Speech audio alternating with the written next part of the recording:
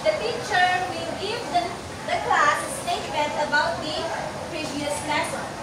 So the student will just answer by raising the cap or flag. Fact if the statement is true and false if the statement is false. Are you ready? Yes. So this is the first statement. A typhoon is a type of tropical cyclone that is characterized by the wind. Is it a fact or it's a bluff? It is a fact. Okay, next.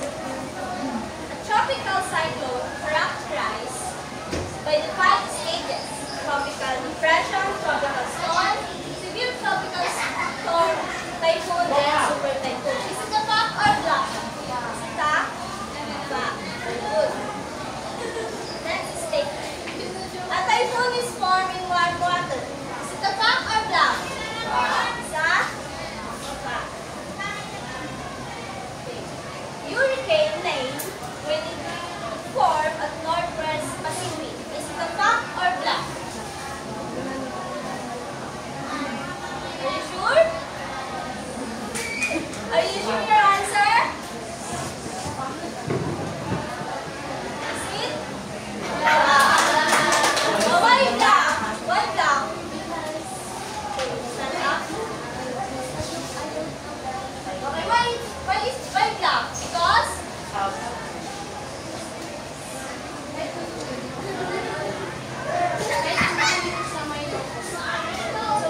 It's a bluff because hurricane name when it formed in Northeast Atlantic Pacific Ocean. The eye of a tropical cyclone gives the lowest wind speed and air pressure. Is it a fact or bluff?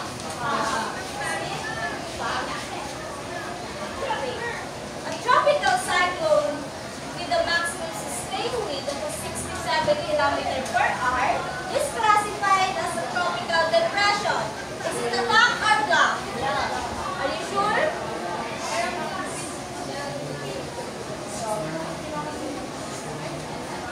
Bluff. Why bluff? Because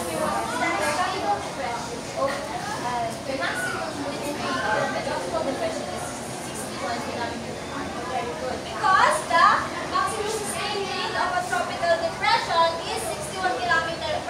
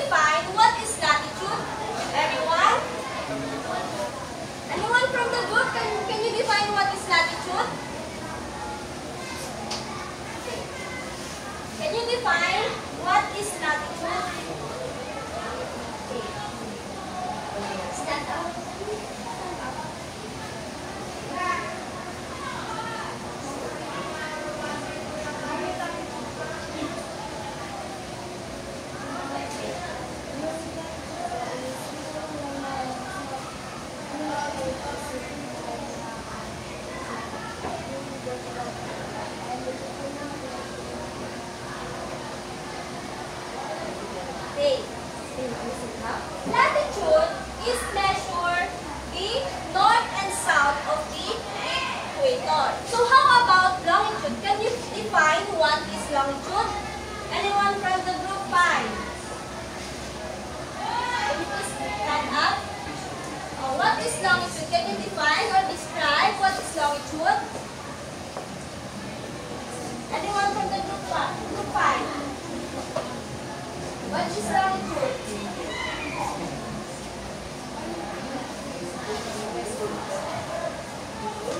Okay, longitude is measures the east and west of the prime meridian.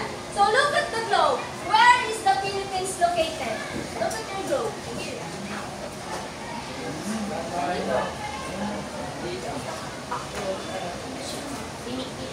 Located from?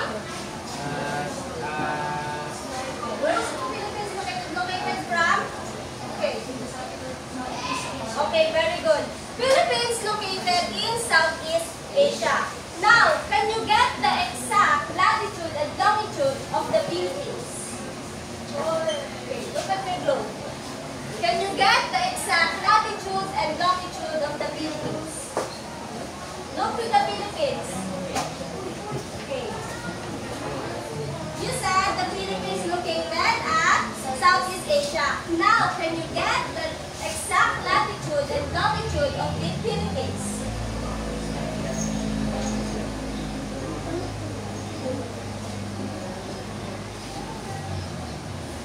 Okay, are you done?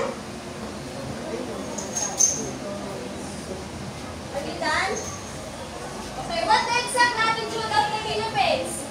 It is group 1. Group 1, what's the exact latitude of the Philippines? Are you done?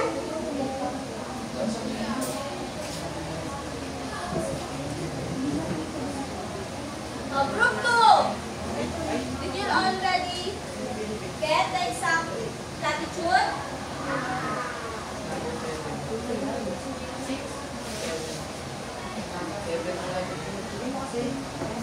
Latitude. Okay, group 5.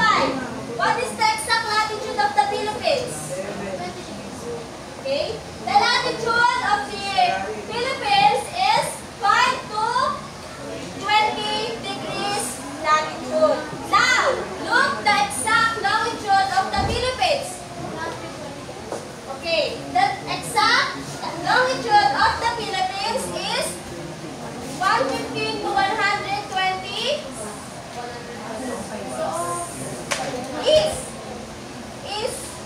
is longitude.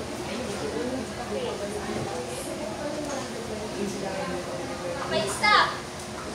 Okay, our next activity is the puzzle.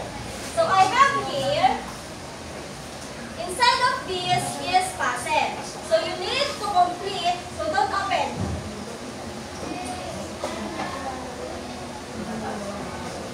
Okay. Inside of that is puzzle. So you need to do is complete the puzzle.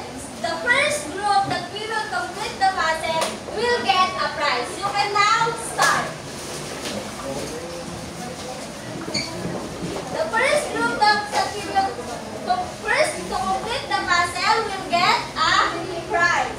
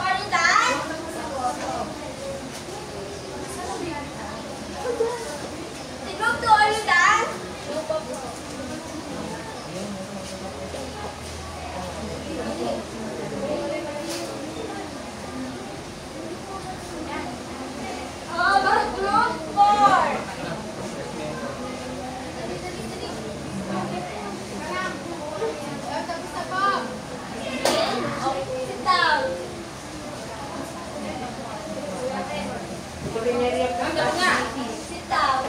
Okay, the group that we first in is group 1. Group 3. Okay, the lesson is all about PAR or Philippine Area of Responsibility. Now, let's have another activity. Do you know or do you familiar with this movie, Inside and Out? Yes. Who is this? Sadness. This and who is this? Joy. So you need to do is to identify whether the Latin typhoon is inside the PAR or outside the PAR. Use the character Joy if the Latin PAR is outside the Philippine Area of Responsibility, and use character Sadness if the Latin typhoon is inside of the Philippine Area of Responsibility. So this is Typhoon A, Typhoon B, Typhoon C, Typhoon D, and Typhoon E. Now, Typhoon A, is it inside or outside? Outside na. If Typhoon A, outside or inside? Pag outside ba ang Joy? Joy. Joy ako sa outside. Latin Typhoon B, is it outside or inside? Inside the Philippine Area of Responsibility. How about Typhoon C? It is inside. Typhoon D?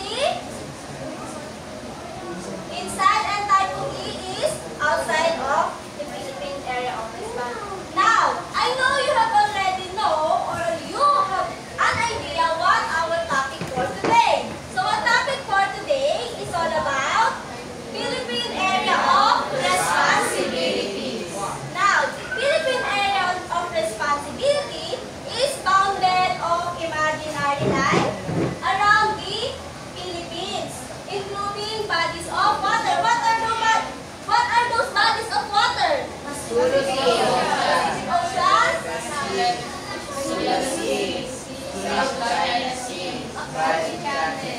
Okay.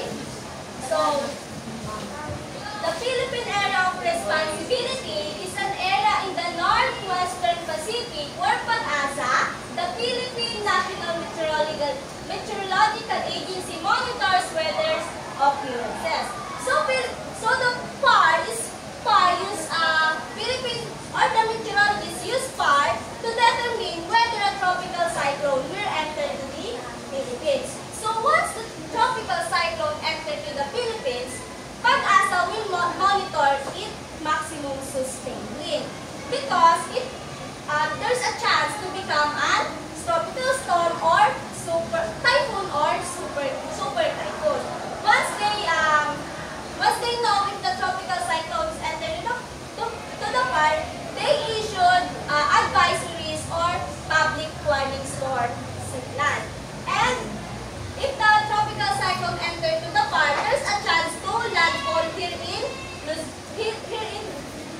Luzon or Visayas or Mindanao. Okay.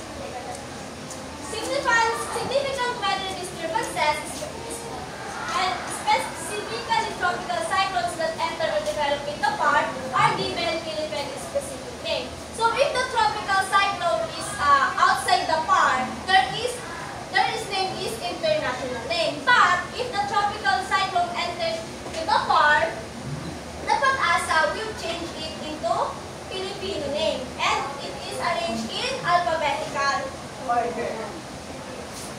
Okay. The geographic coordinates. So the geographic coordinates are defined in location on the Earth surface using true primary values. What are those true primary values? It is the latitude and the longitude. So you said earlier that the latitude is the horizontal line, while the longitude is vertical line. So latitude measure the north and south of the equator. So that is the equator in the then. Okay, from the equator, 0 to 90 degrees from the north, and from the equator, 0 to 90 degrees at the south. When the other side, the longitude, it is the vertical line from prime meridian. It is 0 to 180 degrees from the west and 0 to 180 degrees from the east. Okay, this geographical coordinates. This is important role. The Pag-asa use this to. This is the foundation of the Pag-asa to use to monitor and defining the tropical cyclone that will enter to the path. So these two primary values are enabled to Pag-asa to effectively track the storm, issue timely warning signals, and ensure that Pag-asa ensure that they give the exact tropical cyclone that will enter here in the Philippines. Okay, what is the importance of what? Anyone? Anyone from the group 1? Group 2? Okay. They give us the information of the upcoming cyclone. Okay, very good. So the importance of Philippine areas of responsibility is for us to know whether in the following time of the week and warn us for the incoming rain and storm. Okay, let's have another activity. This is we call hard memory match. So I have here, this is the two sets of cards. The one set of cards is pictures and the other set of cards is corresponding definition.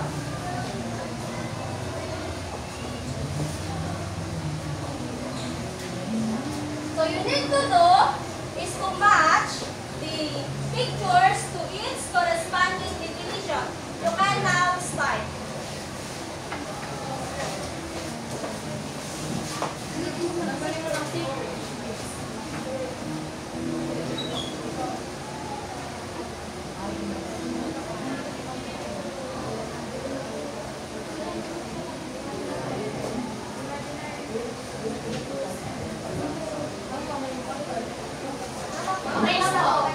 Okay.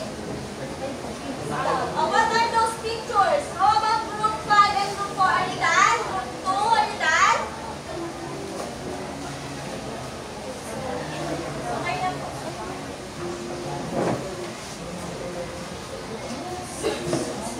Are you done? Okay. What are those pictures? Okay, so please stand up.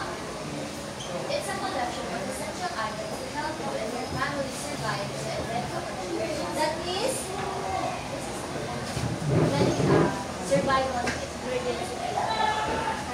Okay, the picture is first typhoon, Pag-asa, weather instrument, emergency kit, and what the other one? The map of the Philippine area of responsibility. Now let's see if your matching is correct. Okay. Map of bar. Are you correct? Yes. Okay, Pag-asa. Monitors. Weather condition. This is typhoon. Cyclone. A tropical cyclone characterized by the winds that go around the center. Ano ma'am? Collection of essential items. Okay, very good. And the last is weather instrument.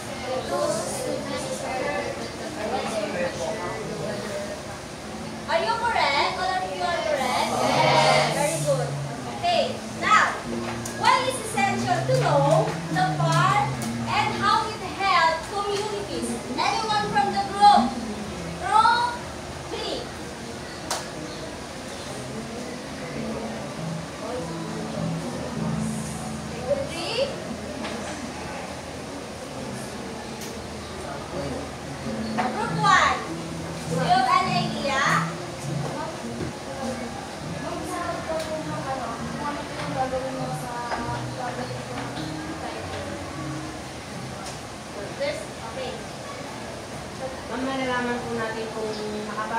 ay yung car po kasi ma'am, siya yung ano, yung kapag nakapasok po yung bagyo, coordinated na po ng Pilipinas yun. Kaya kung pagka nalaman niyo po na ay natutulungan po nito yung komunidad natin pagka malalaman natin kung kailan tayo mag-prepare sa ng pag-aaral. Okay. How about the other group? Do you have any idea? Okay, good. Okay. It's essential to know the part to give information about the upcoming events that can influence people's daily lives, decisions, preparation, especially during the typhoon season. Okay, let's have a recap on our lesson. So what is PAR? Okay. PAR is Philippine Area of Responsibility, Mountain of Imaginary Lands. So what is latitude? Stand up.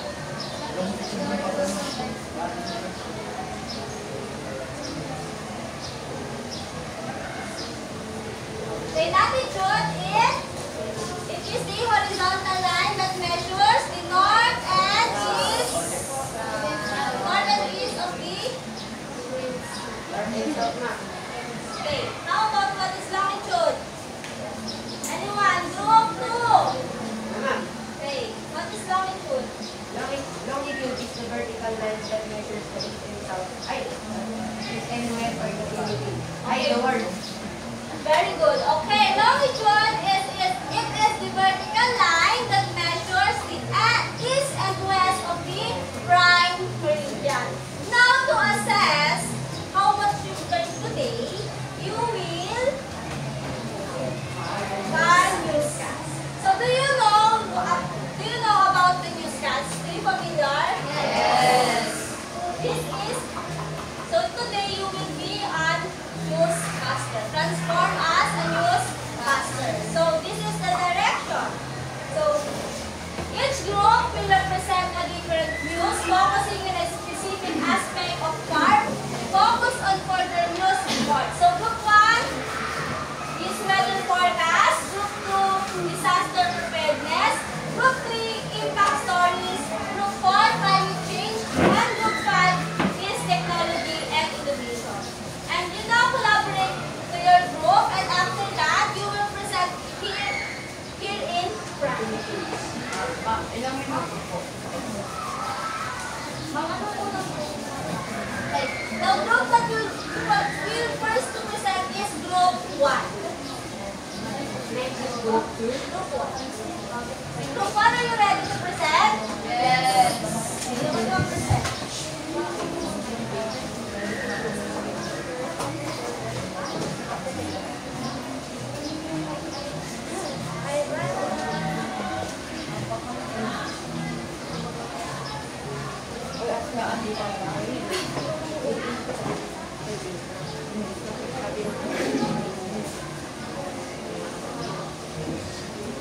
Weather forecast for today.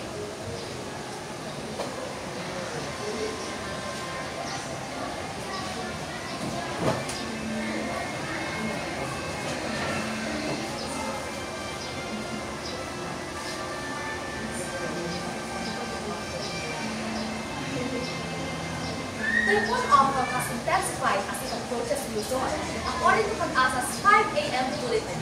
Located 595 km east of Daet, Camarines Norte, tropical cyclone wind signal number 1 is raised over Cagayan, including Babuyan Island, northern and central Isabela, entire Apayao, eastern Kalinga, and easternmost mountain province and Ifugao.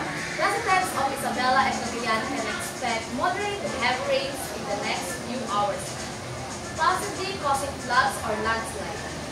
Pag-asa warns of potential storm surge reaching 2.1 to 3 meters in coastal areas of Batanes, Cagayan, Ilocos Norte, and Isabela, and 1 to 2 meters in Aurora and Ilocos Sur. Residents are advised to stay away from beaches. Go to you, Ms. Sean and Lina. Thank you, Ms. Erica. In the past 24 hours,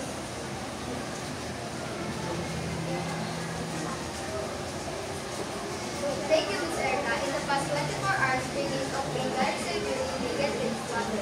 When tubig is estimated and upon flower savings at preemptive releases to prevent overflow due to expected heavy rainfall to water.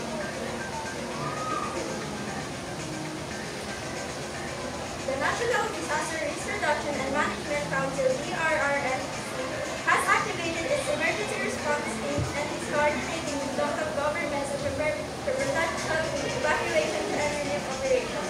The DRRMC urges residents in affected areas to heed of warnings issued by local authorities and to prepare emergency aids, including food, water, and essential supplies. Go to you, Ms. Erica. On the other hand, PAGASA continues to monitor Typhoon Ophel closely and will issue further updates as the situation develops. The public is advised to stay informed through official PAGASA channels and local news outlets. EJKAC, your reporter for weather forecast for today. Everyone, keep safe. Are you ready? Zero percent.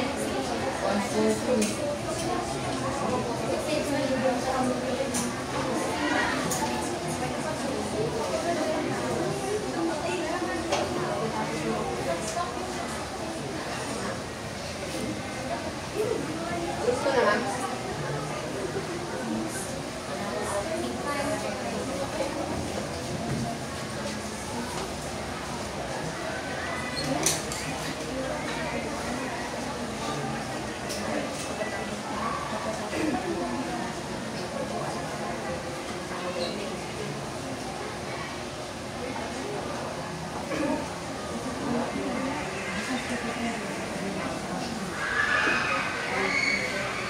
Disaster preparedness.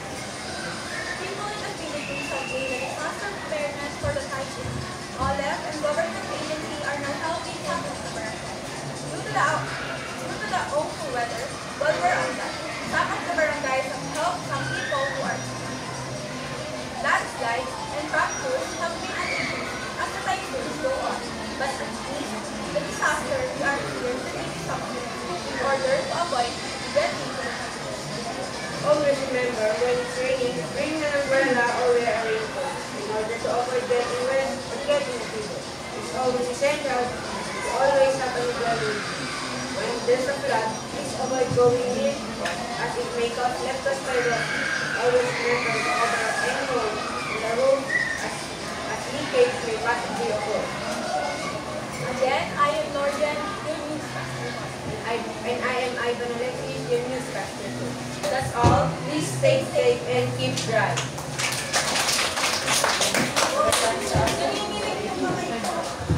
And Group 3, you will now present.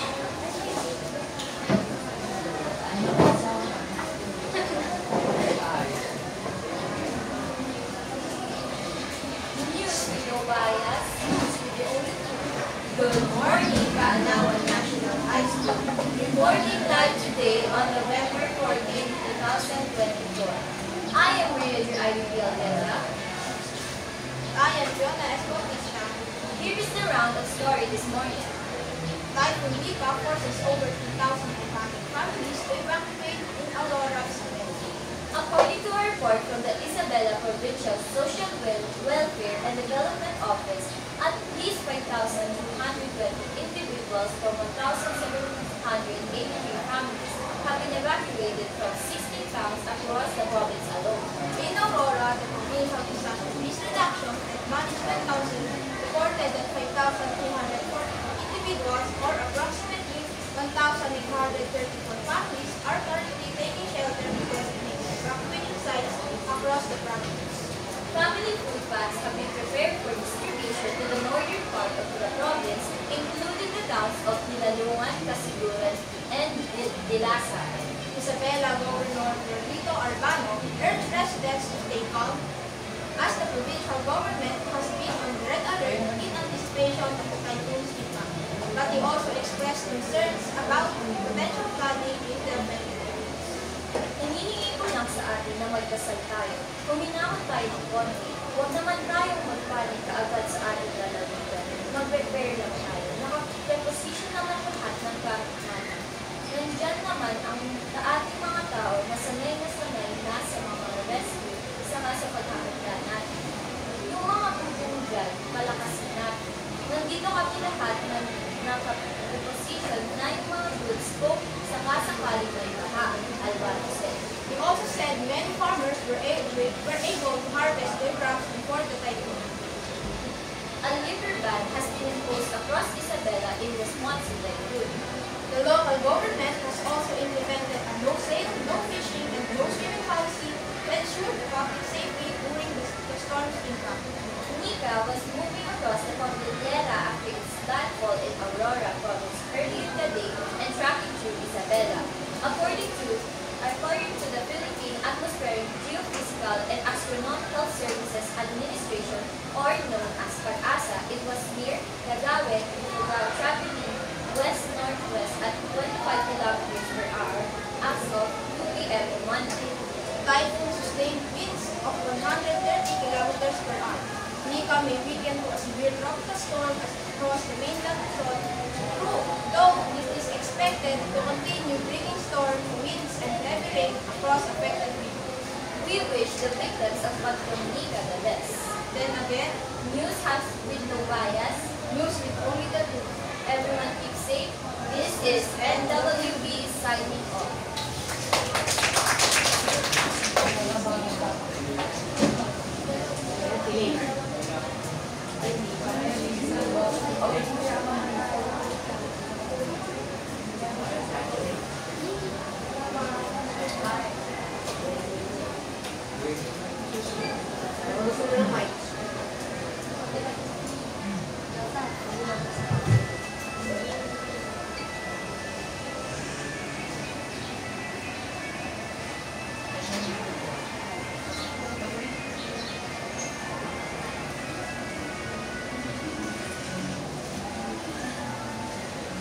Good morning, Luzon, Visayas, and Mindanao. I'm Lieutenant Akrak for Lucinito Ramirez, American Hudson reporter.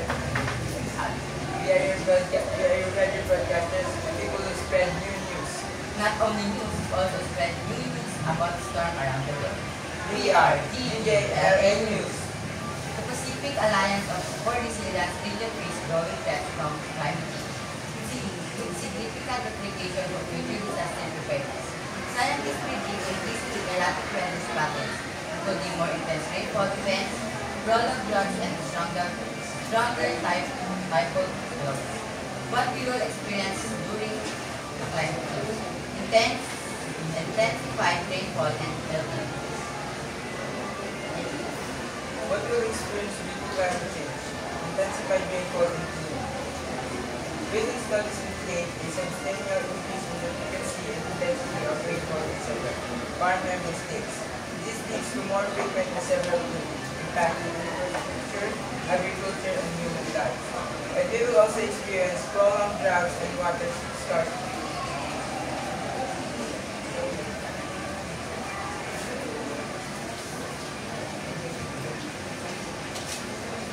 Universities in other parts of the far region are experiencing prolonged droughts leading to water scarcity and agricultural loss.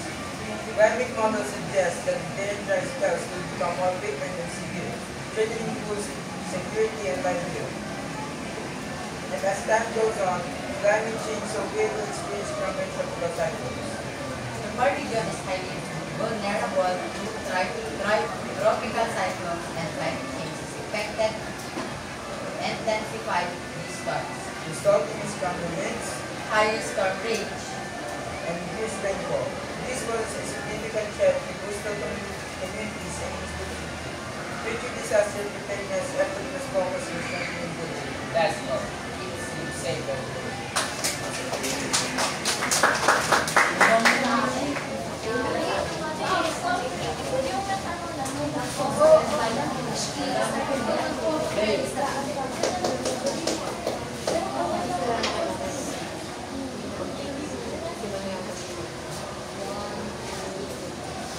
Good morning, Philippines. Good morning, Kaanawan National High School. It's me, Lyra May Flores, broadcasting live from the #1 Federal Channel.